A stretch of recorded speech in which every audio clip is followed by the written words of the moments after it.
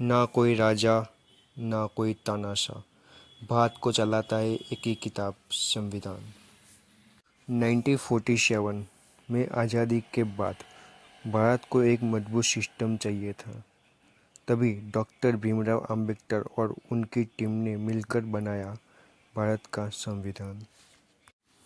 ये संविधान हमें देता है हमारे अधिकार, जैसे बोलने की आज़ादी, बराबरी का हक और न्याय, और साथ ही दिखाता है हमारी जिम्मेदारियां भी। सोचिए, अगर संविधान ही ना होता तो ना बराबरी हो पाती, ना इंसाफ हो पाता, ना सही नियम ले पाते। इसलिए संविधान को एक किताब नहीं कहा जाता, हमारे देश की आत्मा है। अभी संविधान को समझने के लिए हम आगे बढ़ते हैं। ठीक है, मैं आपको भारतीय संविधान का अनुच्छेद 19, आर्टिकल 19 कहानी के रूप में समझाता हूँ, ताकि इसका हर पहलू आसानी से याद रहे। कहानी: स्वतंत्रता का उपहार। एक बार की बात है, एक छोटे से गांव स्वराजपुर में लोग रहते थे। यह गांव स्वतंत्र भारत का प्रतीक था। आज़ादी के बाद लोगों के मन में एक ही सवाल था: क्या अब हम सच में स्वतंत्र हैं? क्या हमें अपनी बात कहने, घूमने फिरने और काम करने की आज़ादी मिलेगी? तभी गांव के चौपाल पर एक बुजुर्ग शिक्षक, आचार्य जी, सबको समझाने आए। उन्होंने कहा, बेटा, हमारे संविधान ने हमें अनुच्छेद 19 के अंतर्गत 6 खास स्वतंत्रताएं दी है। ये हमारे लिए जीवन की हवा की तरह है, इन्हें कोई नहीं छीन सकता, बस कुछ नियमों के तहत नियंत्रित किया जा सकता है। एक, बोलने और अभिव्यक्ति की स्वतंत्रता, freedom of speech and expression. Acharya ji ने गांव के लड़के रामू से कहा, अब तू खुलकर अपनी राय रख सकता है। अगर सरकार से कोई गलती हो तो उस पर सवाल उठा सकता है। अखबार में लिख सकता है, मंच पर बोल सकता है। रामू ने खुश होकर कहा, तो मैं कविता लिखकर सबको सुनाऊंगा। आचार्य जी ने हंसकर कहा, हाँ बेटा, पर ध्यान रहे तू नफरत, हिंसा या देश की एकता को तोड़ने वाली बात नहीं करेगा। 2, शांतिपूर्ण ढंग से इकट्ठा होने की स्वतंत्रता, फ्रीडम टू असेंबल पीसफुली। अब सीता बोली, क्या हम सब मिलकर सभा कर सकते हैं?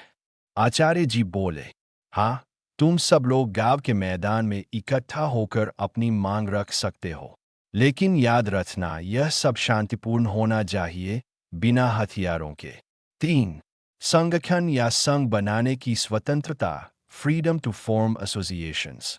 गांव के किसान बोले, हम किसान संगठन बनाएंगे ताकि अपनी समस्याएं सरकार तक पहुंचा सकें।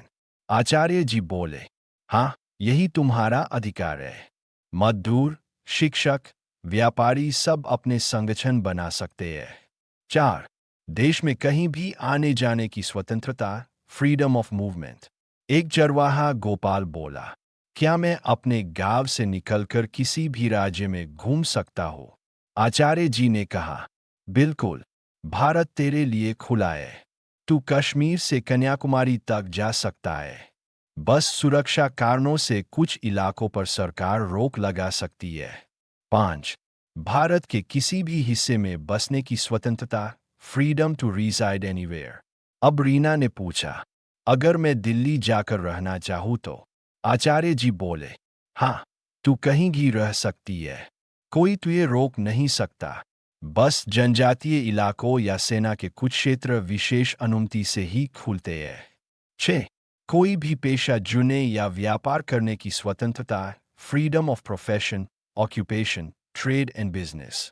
अब मोहन ने पूछा, क्या मैं खेती छोड़कर दुकान चला सकता हूँ या इंजीनियर बन सकता हूँ? आचार्य जी बोले, हाँ बेटा, तुझे जो काम करना है कर सकता है, पर ध्यान रहे कोई गलत धंधा जैसे नशीले पदार्थ या गैरकानूनी काम नहीं चलेगा। निष्कर्ष: आचार्य जी ने सबको समझाया, बेटा, अनुच्छेद 19 हमारी लोकतंत्र की जान है। ये अधिकार हमें स्वतंत्र हवा की तरह जीने का हक देते हैं। लेकिन याद रखना, हर अधिकार के साथ कर्तव्य भी जुड़ा है। स्वतंत्रता का मतलब अराजकता नहीं, बल्कि जिम्मेदारी के साथ जीना है। गांव वाले खुशी से झूम उठे। अब हमें सच में स्वतंत्रता का उपहार मिला है। Party popper.